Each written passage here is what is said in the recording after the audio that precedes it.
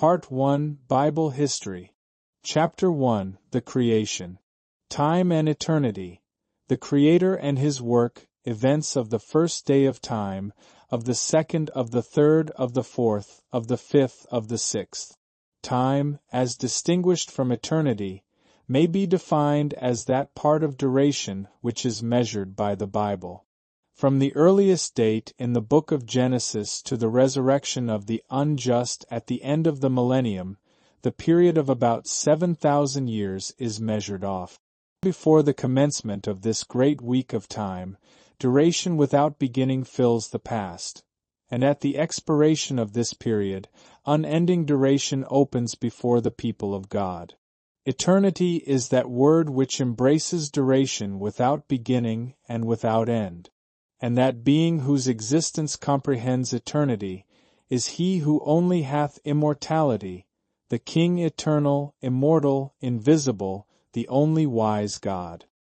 When it pleased this infinite being, He gave existence to our earth. Out of nothing God created all things, so that things which are seen were not made of things which do appear. This act of creation is that event which marks the commencement of the first week of time.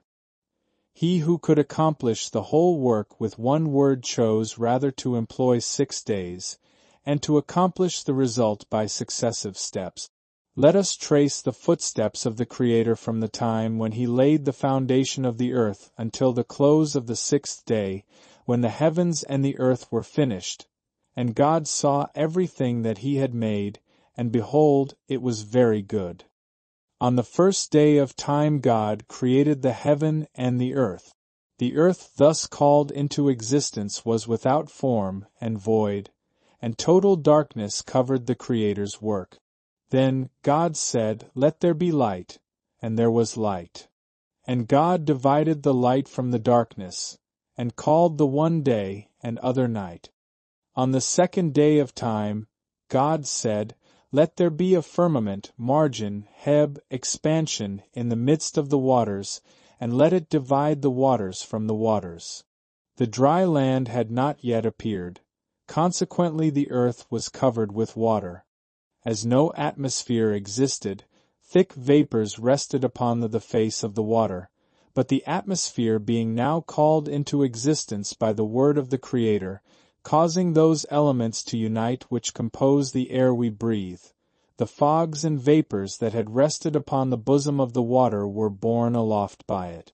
This atmosphere or expansion is called heaven. On the third day of time God gathered the waters together and caused the dry land to appear. The gathering together of the waters God called seas. The dry land, thus rescued from the waters, He called earth. And God said, "Let the earth bring forth grass, the herb yielding seed, and fruit tree yielding fruit after his kind, whose seed is in itself, upon the earth." And it was so. And God saw that it was good. On the fourth day of time, God said, "Let there be lights in the firmament of the heaven, to divide the day from the night, and let them be for signs, and for seasons, and for days and years." And God made 2 great lights, the greater light to rule the day, and the lesser light to rule the night. He made the stars also.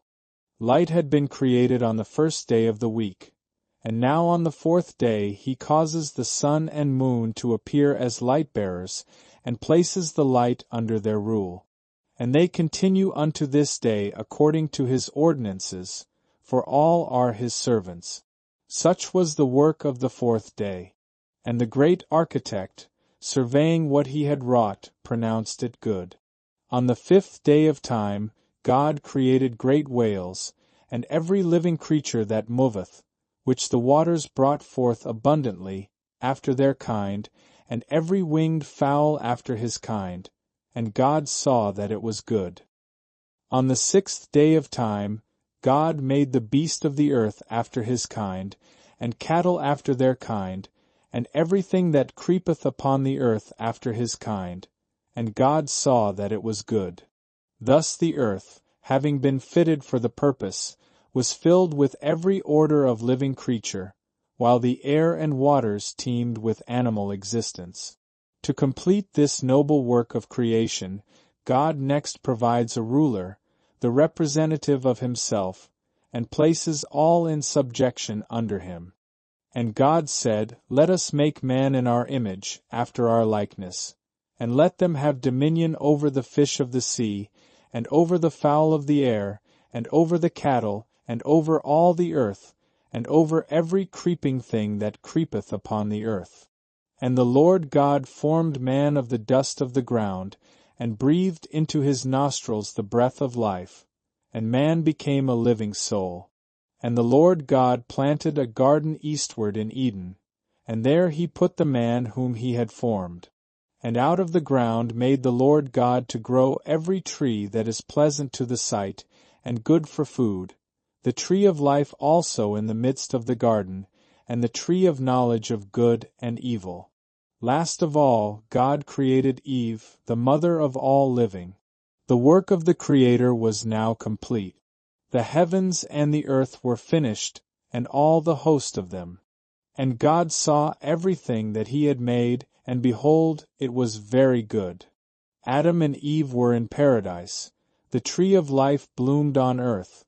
Sin had not entered our world, and death was not here, for there was no sin. The morning stars sang together, and all the sons of God shouted for joy. Thus ended the 6th day.